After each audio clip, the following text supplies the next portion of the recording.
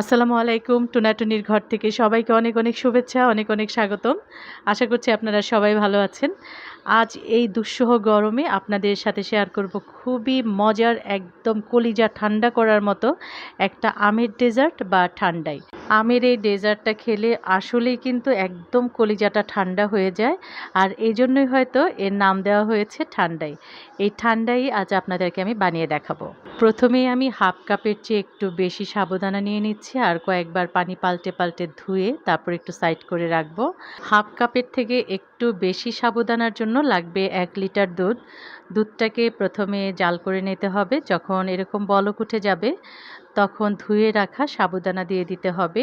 কাঁচা অবস্থায় সাবুদানাটা দেখতে সাদা হয়। দুধের ভিতর দিয়ে যখন সাবুদানাটা একদম সেদ্ধ হয়ে যাবে তখন সাবুদানাটা কিন্তু স্বচ্ছ দেখাবে, মানে একদম ট্রান্সপারেন্ট হয়ে যাবে। আর সে পর্যন্তই জাল করে একদম সাবুদানাটাকে সেদ্ধ করে নিতে হবে। চুলার আঁচটা রাখতে হবে মিডিয়াম আর অনবরত নাড়তে থাকতে হবে।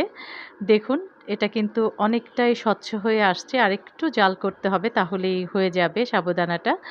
তো এবার কিন্তু আমার মনে হচ্ছে সাবুদানাটা একদম হয়ে গেছে। দেখুন একদম স্বচ্ছ দেখাচ্ছে। এ পর্যায়ে দিয়ে দিতে হবে হাফ কাপ চিনি। যারা মিষ্টি একটু বেশি খেতে পছন্দ করেন তারা মিষ্টিটা একটু বাড়িয়ে কমিয়ে নেবেন। কিছুক্ষণ জাল করে নেওয়ার পর চিনিটা যখন একদম গলে যাবে তখন আলাদা একটা বাটিতে ঢেলে নিতে হবে। আমি একটা আলাদা বাটিতে সাবুদানা আর দুধটাকে ঢেলে নিলাম। তারপর একদম ঠান্ডা করে নিতে হবে। দেখুন সাবুদানাটা কতটা স্বচ্ছ দেখাচ্ছে, এরকম স্বচ্ছ করে কিন্তু ফুটিয়ে নিতে হবে। যখন ঠান্ডা হয়ে যাবে তখন দিতে হবে আমের পেস্ট বা আমের পিউরি। আমটাকে আমি এভাবে গুলিয়ে 1.5 কাপ দিয়ে দিলাম। দিতে হবে কাঠবাদাম কুচি, যে কোনো বাদামই কিন্তু আপনি ব্যবহার করতে পারবেন। দিচ্ছি কিশমিশ আর দিয়ে দিতে হবে কিউব করে রাখা 1 কাপ আম। বাস খুব ভালো করে মিশিয়ে নেবেন। পরিবেশনের আগে সাথে দিয়ে দিতে হবে বরফ কুচি।